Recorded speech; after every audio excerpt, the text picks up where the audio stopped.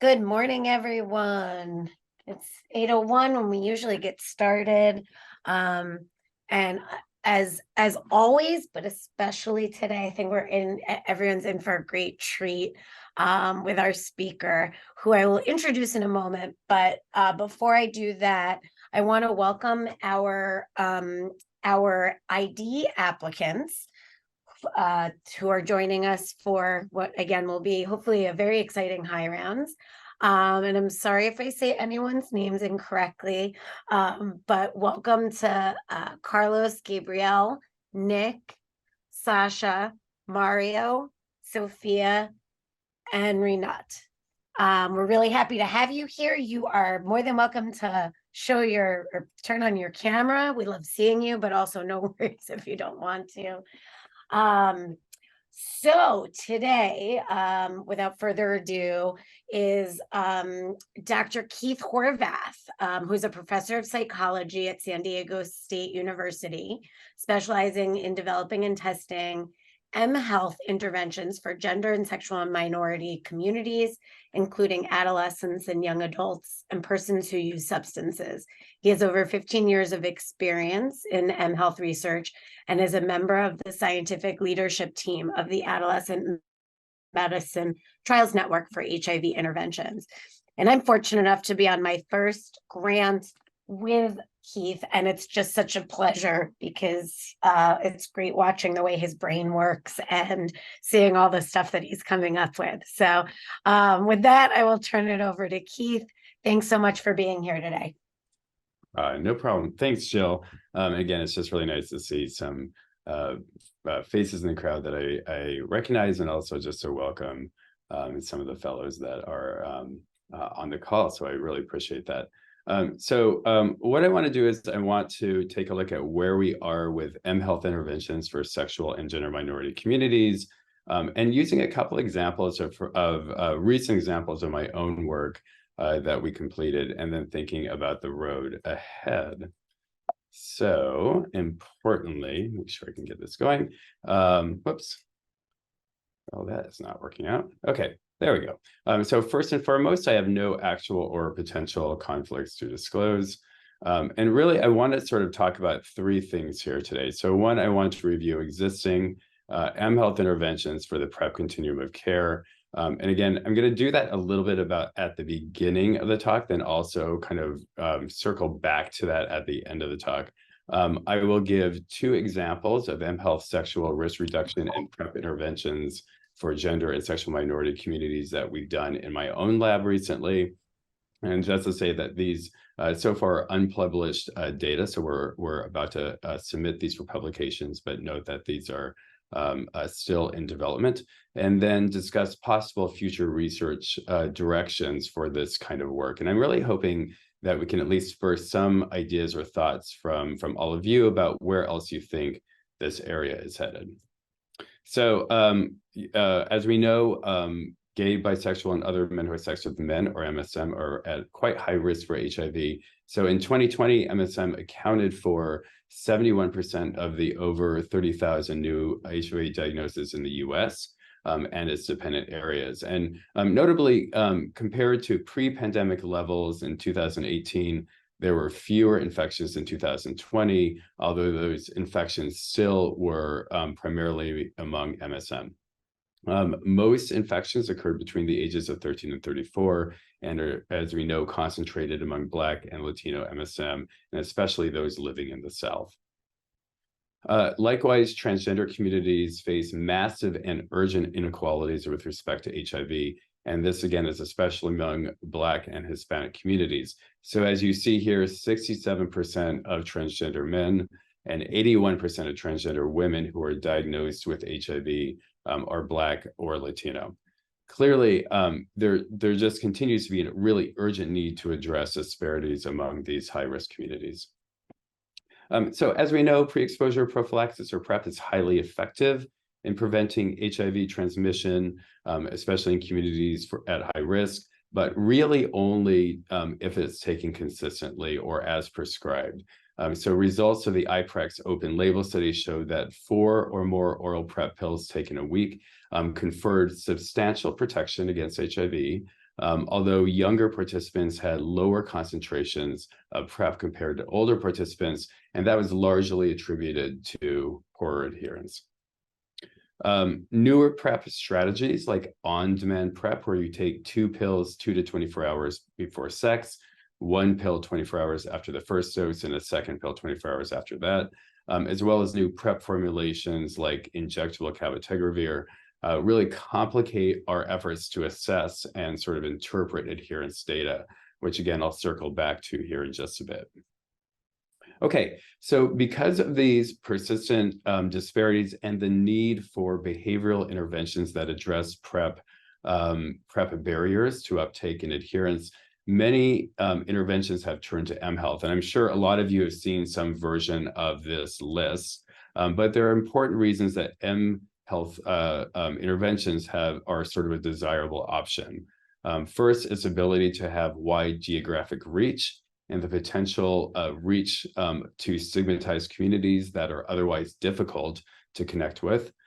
Also, it has the potential for lower implementation costs, although I would say that the startup costs can be quite high. It has the ability to personalize and tailor interventions to individuals. And then finally, it has the ability, like features like reminder systems, location services, and the ability to regularly screen users. And so this is just sort of a partial list of why people like myself are pursuing ways that we can leverage mHealth to improve HIV treatment and prevention outcomes. Okay, so there are a number of published mHealth intervention studies that address the PrEP continuum of care. One of the first was done by Al Liu, who many of us know. It was conducted back in 2015 and 2016, and it's called PrEPmate. So they provided young MSM with bi-directional text message reminders and weekly check-ins, in addition to access to this website with PrEP-related information and testimonials and a forum for youth to interact with each other. So what they found was at the end of 36 weeks, that those participants that were randomized to the PrEPmate intervention group had higher proportion of those had protective levels of PrEP compared to the standard of care. So it did seem like the PrEPmate intervention really did offer have some efficacy to it, although this did not significantly differ by age, race, ethnicity, education, or insurance. In contrast, another study that was done in Thailand developed a mobile app intervention for PrEP adherence, again, with some of the features you see at the top of the page here. And they enrolled 200 youth, most of whom were MSM, although not all, and they were randomized 1-to-1 to either receive youth-centered services or youth-centered services plus this mobile app, and they were followed for 6 months. Unfortunately, at the end of that 6-month period, what they found was that youth who had the youth-centered services only compared to the youth who had youth-centered services plus the mobile app didn't differ at all in terms of protective PrEP levels. So these two studies really show that there are some real promising findings for mHealth, and then there are some not so promising findings for mHealth. Okay, so what I want to do is sort of think about then a couple studies that we've run in our lab that kind of fit into this arena. And so I'll spend a little bit of time talking about these two studies and their results, and then we'll return back to sort of how does this fit into the larger scheme of things. So the first study is called PrEP-It. This was a 3-year pilot study funded by the National Institute of Mental Health, and I co-led this study with Dr. Jason Baker at Hennepin Healthcare. And we had two main goals of this pilot study. The first was to assess the feasibility and acceptability of the intervention among a sample of 80 18 to 29-year-old young MSM. And then, of course, we wanted to determine the preliminary impact of this intervention to optimize PrEP adherence over a 6-month period. Here you see the eligibility criteria. So they had to be on oral PrEP. Injectable PrEP had not been approved at this time. They had to be between the ages of 18 and 29, cisgender male, some kind of non-heterosexual identity or having sex with a man in the past year. We had start and restart PrEP criteria, and then they had to have access to the technologies that we're going to use. So we use Facebook ads primarily to enroll 80 young MSM into this trial, and we were able to recruit people from 26 states plus the District of Columbia, so a pretty wide geographic area. So what was PrEP-It? PrEP-It was a mobile optimized website such that the features on the website sort of function like a mobile app, but it was a website that people could access through their internet browser. So the homepage contained a way to self and monitor their adherence with real-time feedback about protection level and adherence success in the past week, month, and since they started the intervention. In addition, participants were given the option to self-monitor their sexual behavior, and then kind of depending on if they reported taking pills that day or not, then they were either encouraged, given small praises, or encouraged to improve their PrEP adherence. Participants also had access to a library of informational facts related to PrEP, sex, and substance use. And then finally, we did have an Ask the Expert feature where participants could write in their questions and get expert responses from people on our study team. All right, so this is our consort diagram. So we screened a total of 296 persons in order to get our 127 people who were eligible.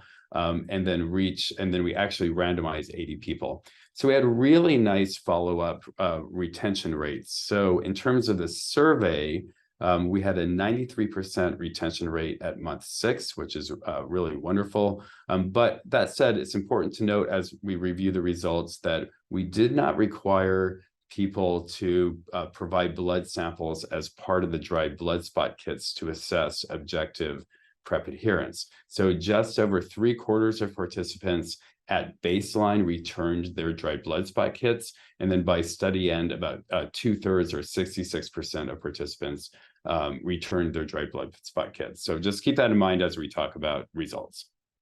Okay, in terms of baseline characteristics, we didn't find any significant differences between study arms for the trial, and that's good news, right? So randomization seemed to work pretty well. The average age of participants was about 25 years of age. We did have over half of participants identify from a community of color, so that included 20% Asian American, 18% Hispanic Latino, and 11% Black. We should note that this sample was highly educated, with most having at least a college degree, and most participants in the sample worked full-time, and then almost everybody had either their own insurance or insurance covered by their parents or guardian. Okay, so at baseline, most participants were taking TDF, but about 1/4 of people were taking a TAF at baseline. Again, injectable PrEP had not been approved at this point. And 85% of participants were taking daily PrEP at baseline, but 12 participants were taking PrEP on demand, which again will be really relevant when we talk about the results for outcomes. We recently published a paper, if you're interested, on the use of daily and on-demand PrEP use during the course of the trial. And what we found is that for people that we had complete data on, 73% used a daily only strategy throughout the entire trial, and 27% used an on-demand strategy at least once during the trial. Okay, so let's talk about some of the results of the study. So what we did is we had a primary outcome was adherence, and we had a self-reported measure, and we had a dried blood spot measure of adherence. So we're going to talk about the self-reported measure first. So what we did is we asked participants to say how many days in the past 7 days did they take their PrEP, and the scores could range from 0 to 7 days, right? Because it was in the past week.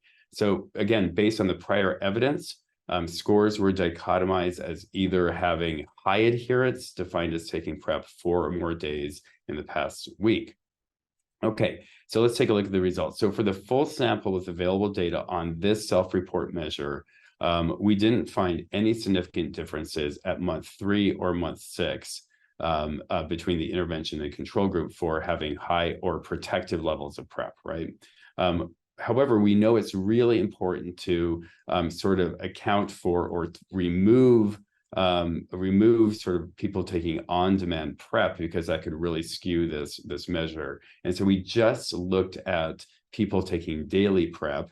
And what we found is that month 3 and 6, again, we didn't really find any significant differences in the self-report measure. Now, when we get to DBS, which is a more objective measure of PrEP, again, using established thresholds, we divided people into having protective levels of PrEP or not. And what we found was initially not very encouraging. What we found is that at month 3 and 6, the intervention group actually underperformed the control group at month 3 and 6. This was not statistically different, but certainly not super encouraging. But when we looked at sort of only daily PrEP users, we find that those percentages of protective levels of PrEP really even out. And so there's really no significant differences between the control and the intervention. Okay, so perhaps what is more exciting is that we also wondered about whether engagement in the PrEP intervention also impacted their overall adherence. And so again, this is looking at the DBS sample, so objective levels of PrEP. So to assess this, what we did is we calculated the proportion of days out of 180 days for each participant. And this was when participants logged their PrEP adherence in any way in the course of this 180 days, and that is whether they took their PrEP or whether they didn't take their PrEP. So that percent engagement score could range from 0 to 100%. So what we found is that when we compared the median engagement score at each assessment time point between participants who had high levels of PrEP protection and those who had low levels of PrEP protection from their DBS. So as you can see at baseline, the high PrEP protection group had a median engagement score of 76%, and then the low protection group had a median engagement score of 31%. It's a big difference you see here, but that's actually not statistically different. But interestingly, when we look at month 3, that gap actually widens. So as people use the intervention, the basically engagement scores are higher among the people with high DBS, high PrEP adherence. And so what we find is that in the high adherence group, that the median engagement score was 88%, and in the low adherence group, the median score engagement score was only 22%. And so we find the same thing at month 6, a slightly smaller gap, but definitely still statistically significant. So that kind of tells us that high engagers at month 3 and 6 are really showing better PrEP adherence. When we looked at only daily PrEP use, we actually find the same results. No differences at baseline, but significantly different differences at month 3 and 6.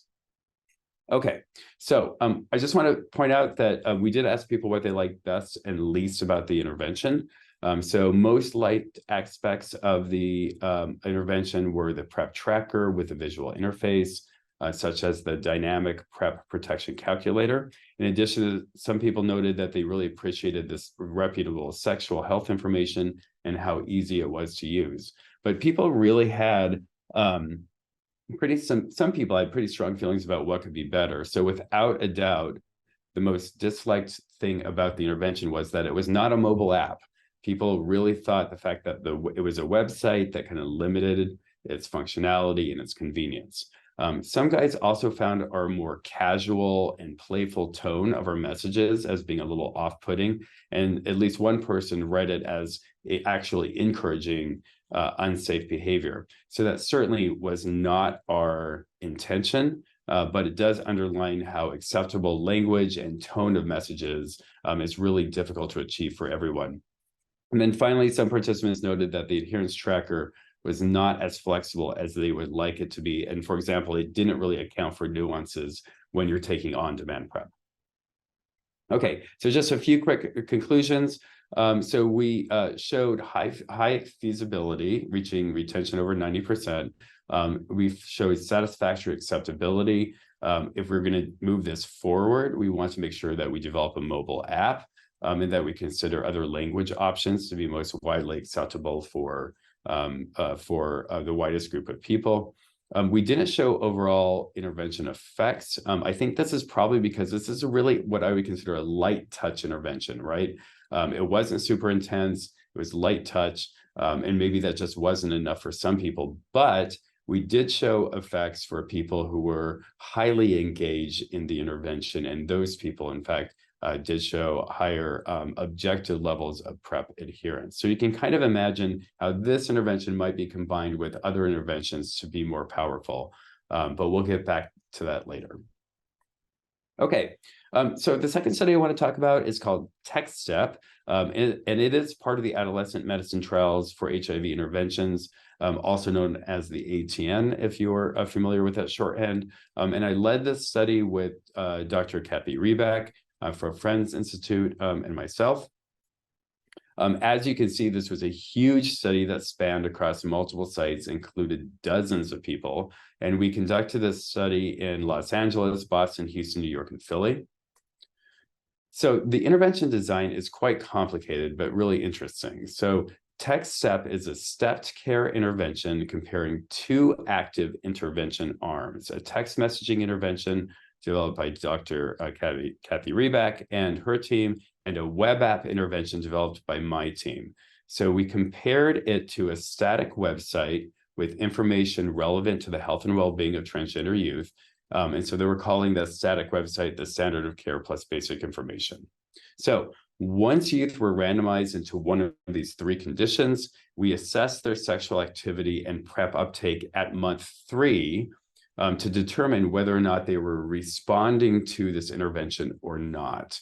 And so if they were responding well to the intervention, like they were reporting low condomless sex or no condomless sex, or they took PrEP up, then they just stayed in that intervention. So they just stayed in the text messaging intervention, or they stayed in the web app intervention.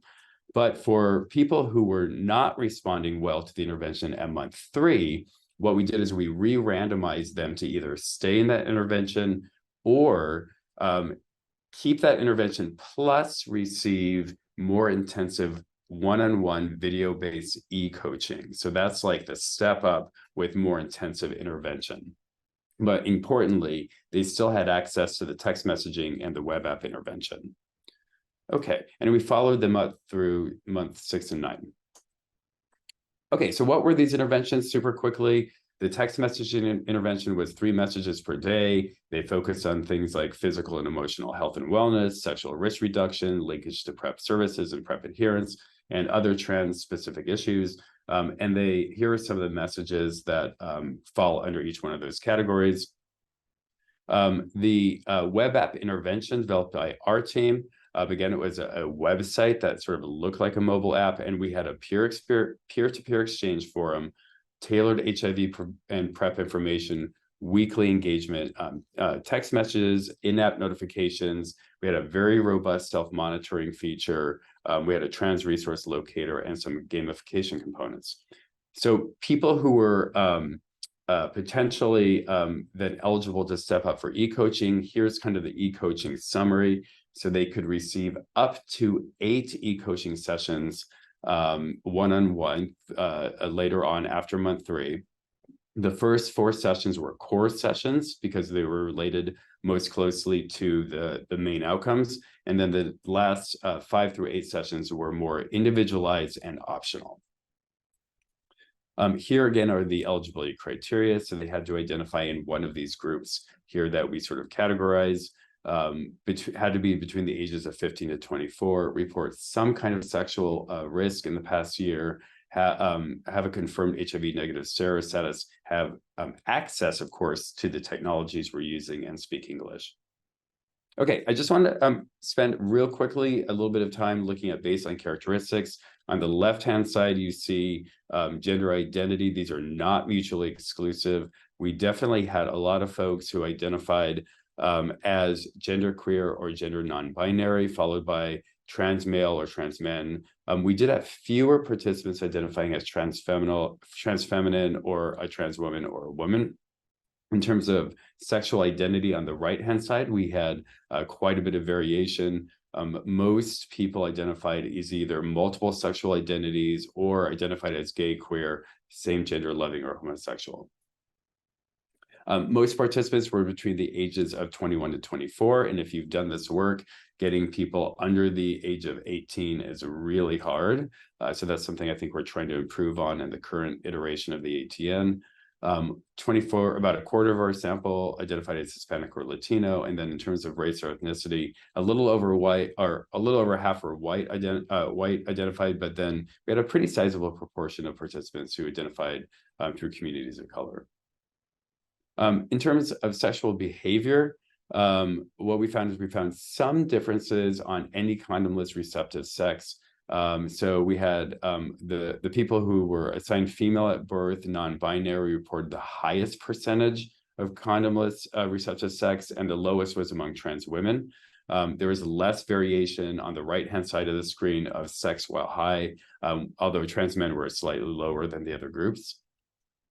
And then in terms of PrEP, I just want to say that I know this slide is a lot, but to summarize, there was still a high percentage of people who knew very little about PrEP. So that was about 60% of those assigned female at birth non-binary, and 60% of transgender women, but also 45% of trans men and 33% of those assigned male at birth non-binary. So lots of room here for education. Not surprisingly, PrEP use at baseline was quite low. And so this is, again, something that we know from surveillance data. This has always been sort of a big issue. And so trying to sort of get people on PrEP who would really benefit for it, we still have a lot of work to do. Okay, this is the study design that I just showed you, but these are the actual numbers. And the one thing I want to point out in this slide is about 2/3 of people who were originally randomized to one of these three groups, 2/3 of those folks were actually eligible for step up to possibly receive e-coaching if they were re-randomized into that group. Okay, I'm going to try to walk through the outcome analysis. It's pretty complicated because you see with all this re-randomization, we can actually do a ton of group comparisons. But over on the right-hand side, our primary outcomes were cumulative condomless sex while high on drugs or alcohol. The scores could range from 0 to 6 for each of those. And then the proportion in each arm that self-reported PrEP uptake. We also had a secondary measure of looking at having PrEP discussions with your provider over the study period. And then over additional secondary comparisons that we made, again, which were really interesting, is we compared things like the text-only intervention, so the people who only received the text messages and didn't receive e-coaching compared to the control, the text plus, which is those who receive text messaging plus e-coaching compared to text messaging only, and then the same comparisons for the web app groups. Notice we did not actually compare the different versions of the text messaging interventions directly to the web app interventions. Okay, so let's take a look at the findings.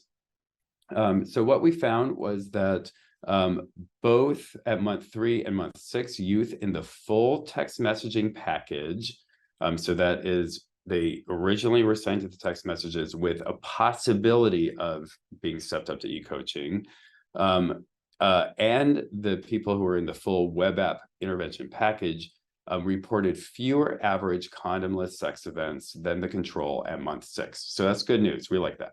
However, this was not statistically different between the full text package compared to the control package. It was marginally significant. We love to hang our hats on marginal significance, but for the web app plus intervention compared to the control, it was a P of 0.057. So almost there, but not quite. When we look at the other primary outcomes, these outcomes were not significant, but I do want to point out that for PrEP uptake, even when you look at percentages over in the lower right-hand corner, the percentages of PrEP uptake at month 6 were still quite low. And so I think we still have, again, a lot of work to do. And these interventions did not seem to move the needle as much as we would have liked it to. But what's interesting when we get to some of the other secondary outcomes, what we find is that the text-only intervention appeared to significantly reduce cumulative condomless encounters compared to the control at months 6 and 9, which was really fascinating. And then when we look at PrEP discussions with providers, for some reason at month 3, the web app plus e-coaching underperformed the control condition at month 3 only, although those differences completely evened out at months 6 and 9. I think more interestingly, the text-only condition really underperformed the text plus e-coaching and the control group at both month 6 and month 9. Okay, so what can we take away from this? So for cumulative condomless sex, all study arms outperform the control, although not statistically so. The web app plus e-coaching, that full intervention arm package may be promising, but I think we have to really bolster some of the effects of that by thinking about how else can we change those interventions to be more powerful. The text-only arms show the most robust and significant effects compared to the control. There weren't any group differences by condomless sex while high or drunk, or using alcohol, or on PrEP uptake. And importantly, I think that when we look at discussions about PrEP with providers, the text-only arm really underperformed all other arms, as you can see by the percentages that I reported here at the bottom. It's really unclear to me why the text-only arm seemed to overperform with cumulative condomless sex, but underperform with discussions about PrEP providers. So I think that's a really interesting finding. Okay, so let's move on and think about, like, how do these results of the studies I just presented sort of fit into other studies that are sort of best practices for mHealth interventions. So as you may know, the CDC provides a compendium of evidence-based interventions for best practices for HIV prevention, and this includes a chapter on PrEP. So you see here the interventions listed in that compendium that are delivered primarily through mHealth. So all 7 interventions are for sexual and gender minority communities. And as you can see, there is quite a bit of variability when it comes to how the outcomes are assessed. So we only have 3 studies that use dried blood spots in the compendium. In addition, what we find is that 2 of the studies use single-arm designs, which are kind of limited, as we know. 1 demonstrated higher odds of lifetime PrEP use, which may not translate into current use or current adherence.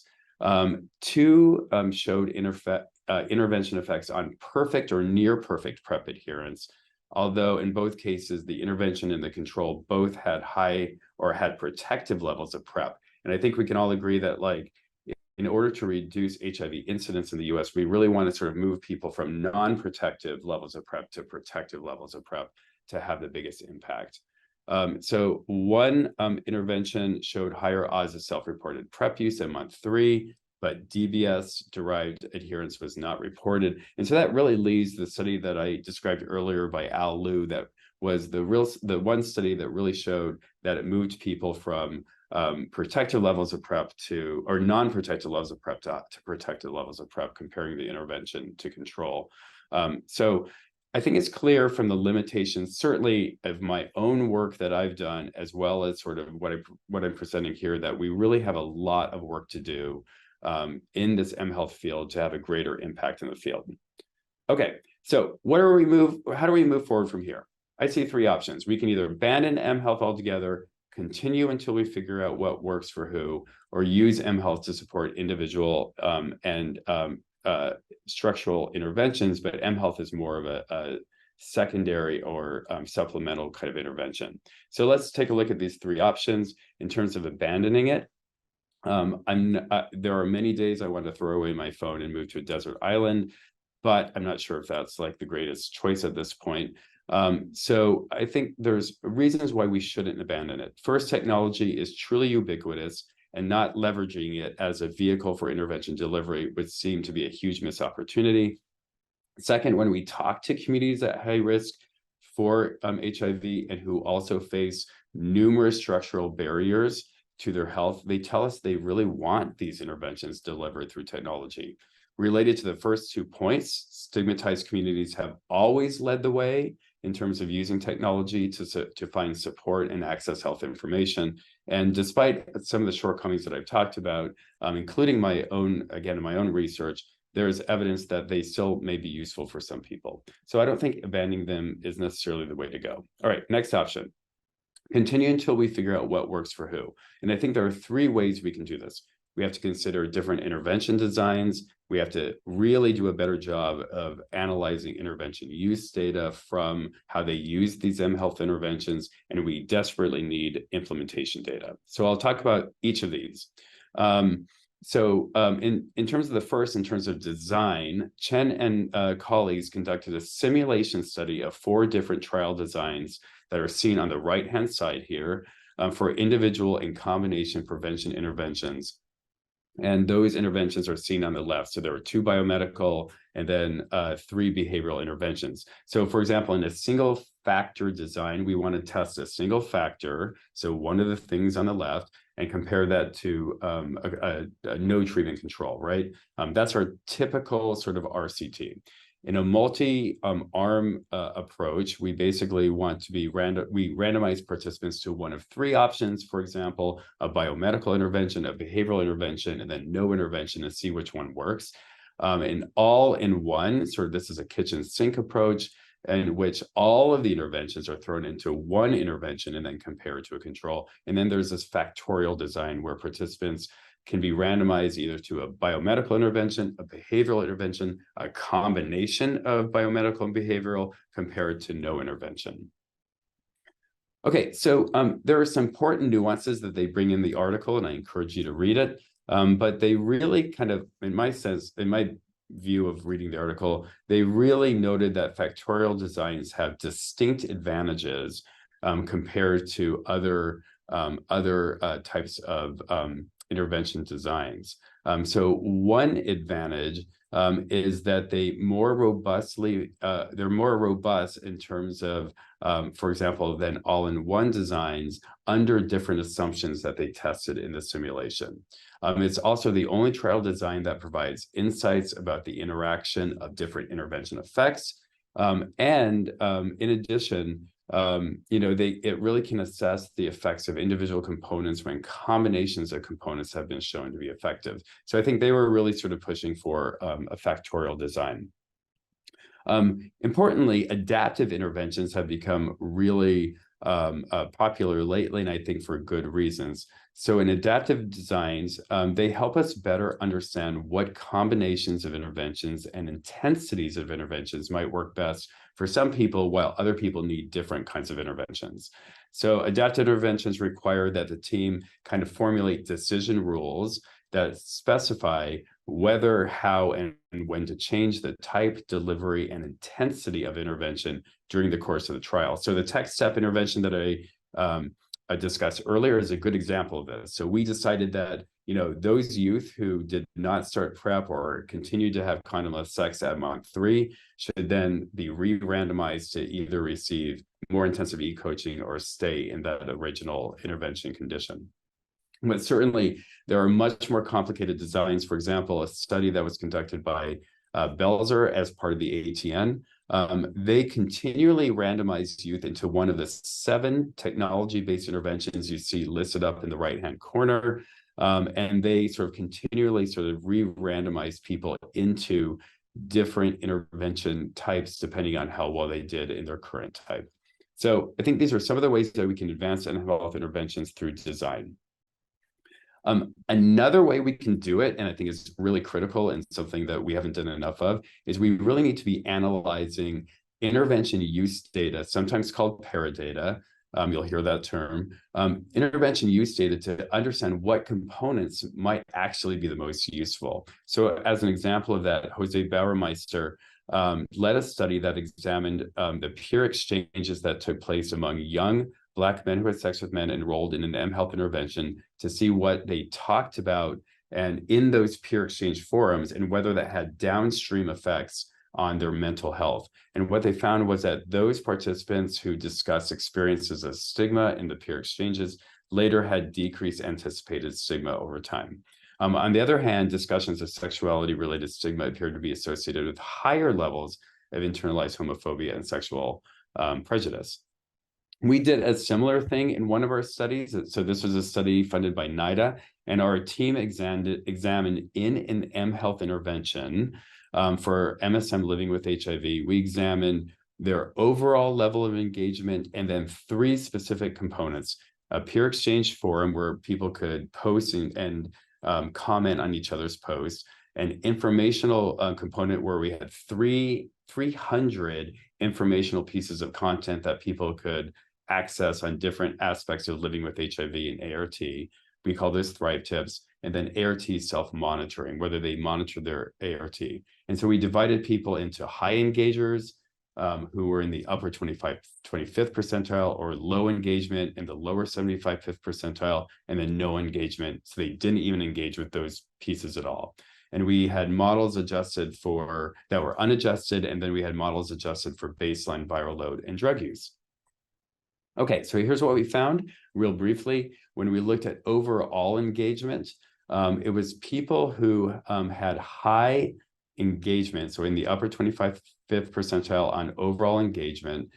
They had higher proportion of them had undetectable viral load at month 5, which was when the active intervention period ended in both the unadjusted and the adjusted models.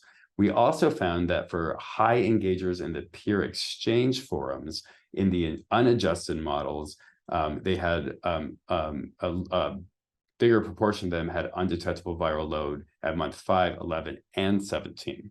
So if you consider both Bauermeister results and our results here, what we can kind of see is that peer exchanges may actually be useful for this particular group that we're trying to reach, and we may want to advance that in future studies.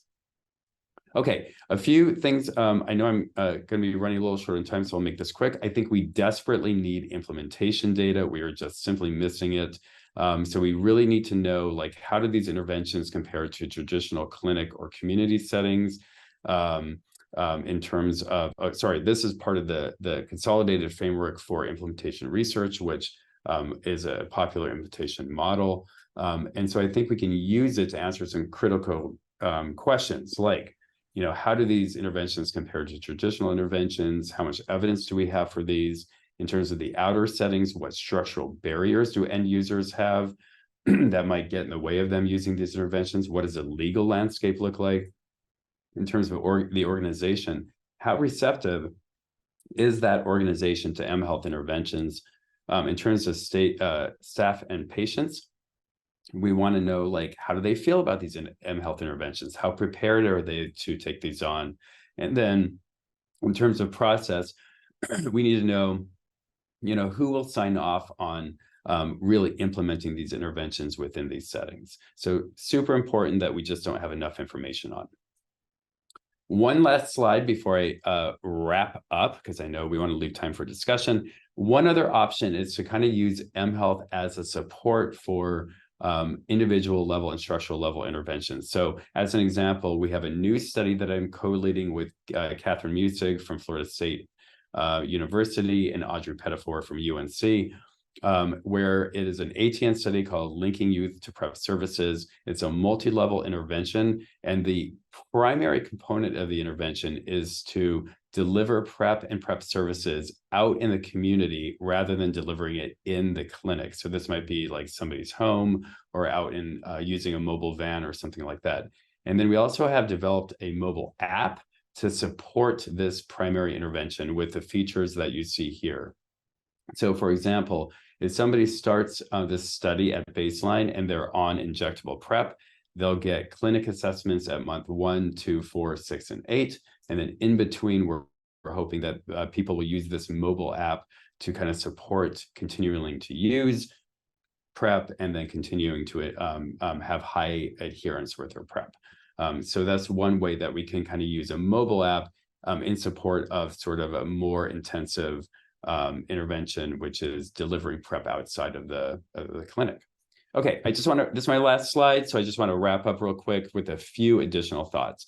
One is that mHealth interventions have partially fulfilled their promise, but we have more work to do to fully realize their potential. mHealth research, I think, would benefit greatly from a common agenda that investigators who are in this field come together and say, how can we advance how we conduct these studies, like what are the designs of these studies and what are the expectations for analysis. And then obviously, most importantly, or as importantly as any of these, is mHealth intervention science critically needs to involve community voices to guide efforts to lead the way for best practices for broad implementation of mHealth interventions. So I want to make sure I'm thanking people who are part of this research, and I'll open it up to questions and comments. That is it. Thanks so much, Keith. A few questions from some of our regulars in in the chat, and I'm actually going to I was going to let Susan ask her questions first, followed by Nettie. If you both can, I know Susan can unmute for sure.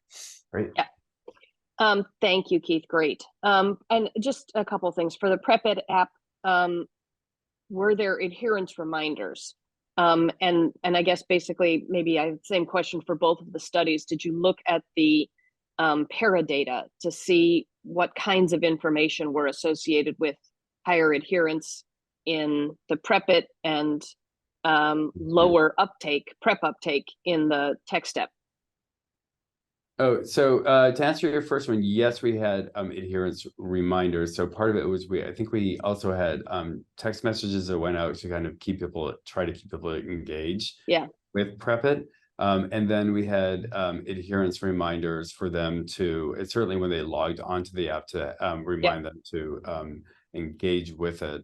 But again, I think there's good, I don't think SMS adherence reminders are a little tricky because there's sort of mixed evidence about sort of how frequently you want to have those adherence reminders, because sometimes if you do it daily, then people get really turned off by it. And so there's some evidence that weekly reminders are actually better than daily reminders for PrEP adherence. So we did have some of those built into the app. And then Susan, what was your second question about? I think that the question, I understand text messaging. Did either the adherence reminders or the e-coaching, did it link people to information that was more helpful or less helpful, or was it just straight up text reminders? That's it.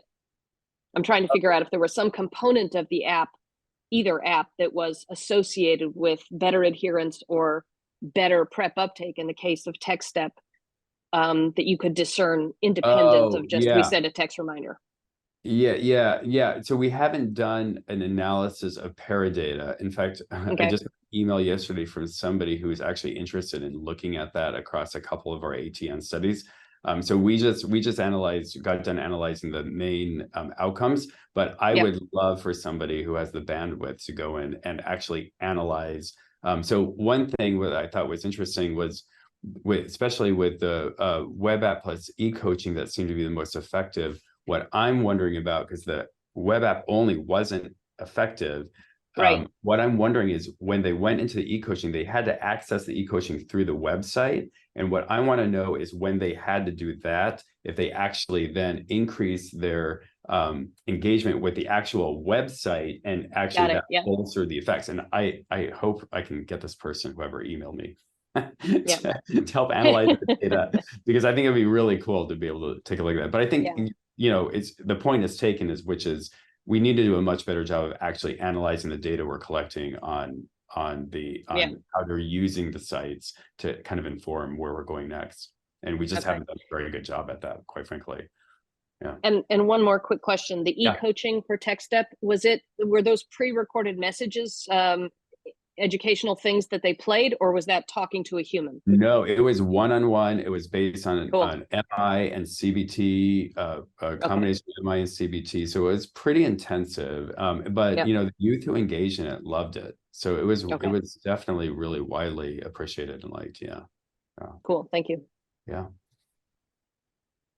Right. I think Nettie, you had Yeah. questions. Yeah. Hi, Keith. So thanks. That was very interesting and fun to kind of go through the journey of the various experiences folks have with mHealth. Yeah, I actually have a separate comment about how we might use this in the future. But I wanted to just ask a couple of technical questions about the adaptive model. I was like, well, that sounds really cool, but like, how do you have time to get an effect if everybody's constantly moving from group to group, or do you just have to have tons of people in the study to really see that play out, right? If you keep sort of, you have to have enough time to see that they're failing one intervention and then re-randomize them. And so when I looked at it, I thought that must take a long time. How does that work logistically? Yeah, it's a great question. So what we do, what we did at least in TechStep is, so again, and I think it was complicated by the fact that we were running the study in 5 different, clinics. These clinics were highly, they really, these were clinics who had done a ton of research, right? So they kind of knew the drill.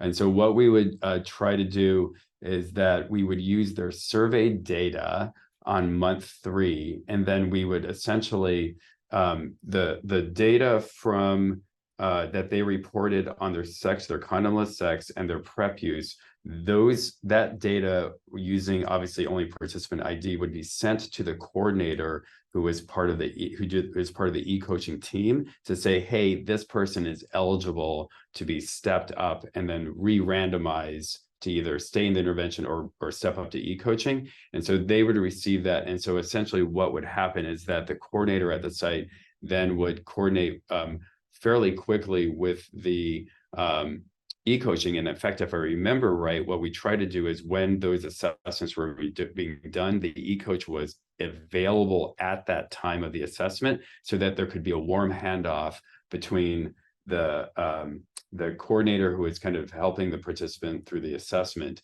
and then the e-coach, that they could immediately, if possible, sort of hand off, say, oh, it looks like you're eligible for e-coaching. They did a quick re-randomization. So we had just a program that we'd run the re-randomization. And then if they were randomized up to e-coaching, we would try to do the warm handoff. If that wasn't possible, then we try to at least make that connection with them. Does that answer your question, Nadine? Yeah, it does. It sounds like really it's more that you have to have pretty on top of it research staff to be juggling all of that to keep it moving. It's labor intensive, right? And I think that's the thing that everybody looks at sort of mHealth interventions and thinks, oh, this is just going to be like press a button and watch it go.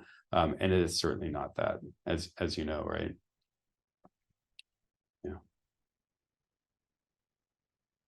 Right. I have a comment / question. Sure. And this was great, Keith, that all the work that you've done and what's happening in the field is incredible.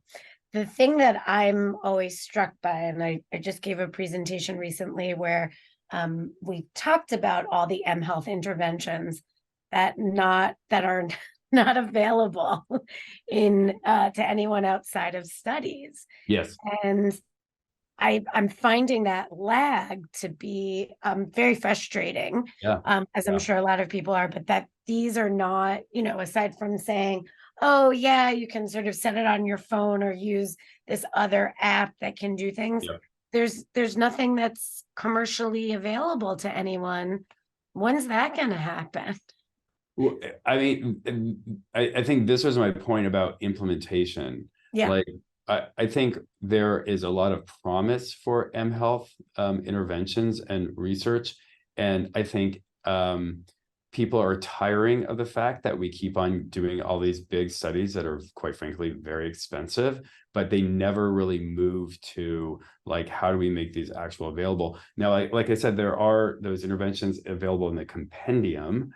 And so I think what ends up happening is that mostly the people who who are running those interventions are kind of responsible for if somebody wants to use that intervention, or kind of responsible for housing that intervention on their servers and then making that available to like community organizations who want to use it. I know for mCubed, which I was actually involved with that study, they're in contact with the CDC in order to make that more sustainable. But again, those still will require like updates to some of the content information. Who's going to make those updates? Where is the intervention going to actually live? Who is going to make that available to other people? And I think that's the kind of implementation. Who's going to monitor it? Who's going to give the feedback to participants? Yeah. There's so, I mean, every time we've thought about, with David Moore and Sheldon Morris's study, how do you move it in somewhere without, and it's going to be expensive to move it into a clinic setting. Right, exactly. And so I think either you have to have some kind of organization who's willing to sort of take that on, whether it's the CDC or a community organization to take on the expense of that, or you have to somehow commercialize it, right, in some way where people like pay the team to actually do it. And I think that's exactly the kind of implementation research that we are just really lagging on. I know Brian Wissansky at Northwestern University is trying to really spearhead some of those implementation questions, but we just are not quite there yet. Yeah. Thanks, Keith. And then Anik, do you want to ask your question? Sure, thanks, Jill. Thank you, Keith. That was so interesting. I was just wondering, we're always saying that marketing and social media experts are so much better at keeping people engaged on websites and clicking on a million things and wasting 7 hours of their day on it. I was wondering if you had involved a social media or marketing expert in your studies, especially when you were saying at the beginning that you were sending memes to and that some of them didn't like them that much, but I was wondering if that was done by a marketing expert. No, well, I will say no, they weren't. So these were memes and a lot of our content, and we try to do as much as our content working with community members as possible. So like on the ESTEP intervention that we're currently running with Susan and Jill, we are very regular, like monthly minimum, sort of working with community advisory boards to really review all the content and review all of the features of our interventions to make it really community responsive and appropriate. But I will say this is probably the first study that I've done it to this kind of intensity. And I think that it's going to make the intervention much better. But it's a great point of like, is there some value to sort of bringing on sort of experts in social media? But again, are those experts really like university-based experts, or are they actually just like youth who are really good at doing social marketing, and being social media influencers? And I think those people might actually be more helpful because, we've done things, and it's no shade on computer scientists, but when I was early in my career doing this work, we would invite these like university computer scientists, and quite frankly, their world is so different and their goals are so different that they actually weren't as helpful as we needed them to be to really inform the intervention. So I think we have to be thinking about, if we do involve sort of social marketing folks into our interventions, which I like that idea, but we have to make sure that they're the right kind of people that will actually like practically tell us like, hey, you should be doing this, not kind of, quite frankly, giving us like university, like academic jargon that may not translate as well. Thank you. Yeah, of course. And Jeff made a comment that conjoint analysis is one marketing method that might be useful for this. Mm-hmm. I don't know what that is. I don't know if Jeff, sorry. Yeah, Jeff, can you explain that a little bit? Yeah. I'd love to hear more about Jeff that. on mute? Sure, yeah, sorry, I was muted. We use this in one of our marketing experiments in creating a virtual village. Yeah. And it's a marketing technique where you take all the aspects of a certain intervention and have people rank it, and you combine them and say, this were combined in this way, how would you rank this? So it's, a marketing technique that really gets at designing products that meet consumer expectations. Ooh, I like that. That's great. Yeah, that sounds really interesting. Okay, I'll have to look into that. I like it. All right. Any other questions? Well, it's at the top of the hour anyway, so I think I think we did perfect here. All And right. obviously, if anyone has any direct questions for Keith, they can email him. He's easy to find and quick to respond. Yeah. Great data, Keith. All right. Yeah, this was Thanks, everyone. awesome. All right. Thanks, everyone. I appreciate your time. Thanks, everyone. See you next week. All right. Bye-bye. Bye.